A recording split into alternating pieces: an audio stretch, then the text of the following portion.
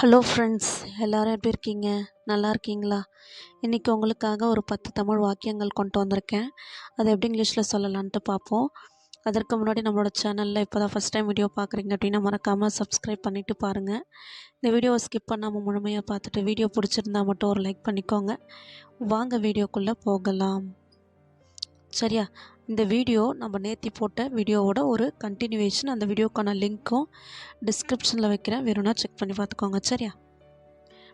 First sentence, என் முட்களை கற்றாழையுடன் ஒப்பிட வேண்டாம் என்றது. ரோஜா செடி என்ன பண்ணுது அப்படின்னா, என்னுடைய முள்ளை வந்து கத்தாழை செடியில் உள்ள முள்ளோட கம்பேர் பண்ணாதீங்க அப்படின்னு சொல்லுது. யார்? ரோஜா செடி. இதை எப்படி இங்கிலீஷில் சொல்லலாம்? You can not compare my thorns. தான்ஸ்னால் முள்கள், முள் இருக்கு இல்லையா, செடிகளில் உள்ள முள்ளை தான் தான்ஸ் அப்படின்னு சொல்கிறாங்க. You can not compare my thorns, என்னோடய தான்ஸை கம்பேர் பண்ணாதீங்க டு தட் ஆஃப் கேக்டஸ். கேக்டஸில் உள்ள முள்ளோட கம்பேர் பண்ணாதீங்க அப்படின்னு சொல்லுது. யார்? ரோஜா செடி. அடுத்த சென்டென்ஸு, என்ன ஒரு பெருமை மிக்க மலர் என்று மரங்கள் நினைத்தன.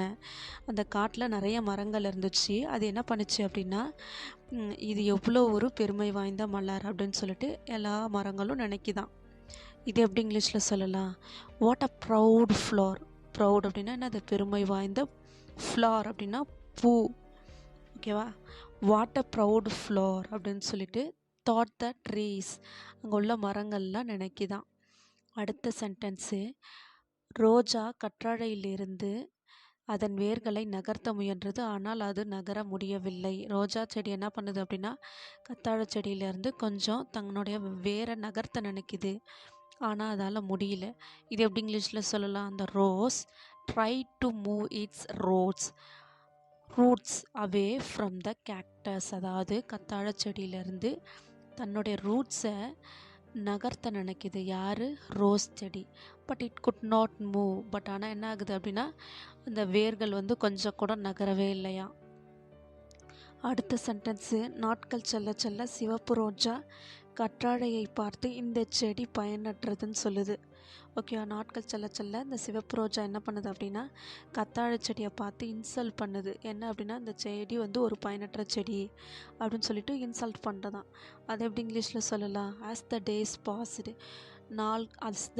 பாஸ்ட், கொஞ்சம் நாள் செல்ல செல்ல என்ன பண்ணுது அப்படின்னா, the red rose would look at the கேக்டஸை பார்த்து, ரெட் ரோஸ் வந்து கேக்டஸை பார்த்து அண்ட் சே இன்சல்ட்டிங் திங்ஸ். அது மட்டும் இல்லாமல் அதை இன்சல்ட் பண்ணுது. ரோஸ் செடி, ரெட் ரோஸ் வந்து கேக்டஸ் செடியை இன்சல்ட் பண்ணுது. லைக் எப்படி அப்படின்னா, திஸ் பிளான்ட் இஸ் யூஸ்லெஸ், இந்த செடி வந்து யூஸ்லெஸ் அப்படின்னு சொல்லிட்டு கிண்டல் பண்ணதான். அடுத்த சென்டென்ஸு, அவருடைய அண்டை வீட்டாராக இருப்பதற்காக நான் எவ்வளவு வருந்துகிறேன். அதாவது என்னென்னா, நான் வந்து அதனுடைய பக்கத்து செடி அப்படின்னு சொல்லிட்டு நினைக்கிறதுக்கு எனக்கு ரொம்பவே வருத்தமாக இருக்குது அப்படின்னு சொல்லுதான். இது எப்படி இங்கிலீஷில் சொல்லலாம்? How sad. எவ்வளவு வருந்துறேன் தெரியுமா? ஹவு சேட் அப்படின்னா, சேடுனா வருந்துறது. எவ்வளவு வருந்துறேன் தெரியுமா? I am to be his neighbour. அவளுடைய நெய்பராக இருக்கிறதுக்கு நான் ரொம்பவே வருத்தப்படுறேன் அப்படின்னு சொல்லுது. அடுத்த சென்டென்ஸு, கற்றாழை ஒருபோதும் வருத்தமடையவில்லை, மேலும் ரோஜாவுக்கு அறிவுரை கூறவும் முயன்றது. கடவுள் எந்த நோக்கமும் இல்லாமல் ஒருவருக்கு வாழ்க்கையை உருவாக்கவில்லை. அதாவது கத்தாழை செடி வந்து அதற்காக வருத்தப்படலை. ரோஜா செடி தன்னை கிண்டல் பண்ணுதே அப்படிங்கிறதுக்காக வருத்தப்படலை. அது மட்டும் இல்லாமல் ரோஜாவுக்கும் கொஞ்சம் அட்வைஸ் பண்ணுது. என்ன அப்படின்னா, கடவுள் வந்து எந்த நோக்கமும் இல்லாமல் இந்த பூமியில் யாரையுமே உருவாக்குறது இல்லை அப்படின்னு சொல்லுது. அதை எப்படி இங்கிலீஷில் சொல்லலாம்? த கேக்டஸ் நெவர் காட் அப்செட். அதாவது என்னென்னா, அது வந்து வருத்தப்படலை. கேக்டஸ் வந்து நெவர் காட் அப்செட், அது வந்து வருத்தப்படலை. ரோஜா செடி இப்படி கிண்டல் பண்ணுது அப்படின்னு சொல்லிட்டு எதுவும் வருத்தப்படலை. And even try to advise the rose. அது மட்டும் இல்லாமல் அதற்கு அறிவுரை சொல்லவும் முயற்சி பண்ணுது. சேயிங் என்ன சொல்லுது அப்படின்னா, God did not create any form of life without a purpose. எந்த காரணமும் இல்லாமல் ஒரு உயிரை இந்த பூமியில் இந்த கடவுள் வந்து படைக்க மாட்டார், எல்லாருக்கும் ஒரு வேலை வச்சுருப்பார் அப்படின்னு சொல்லுது. ஓகே. அடுத்த சென்டென்ஸு, வசந்த காலம் கடந்து விட்டது, வானிலை மிகவும் சூடாக மாறியது.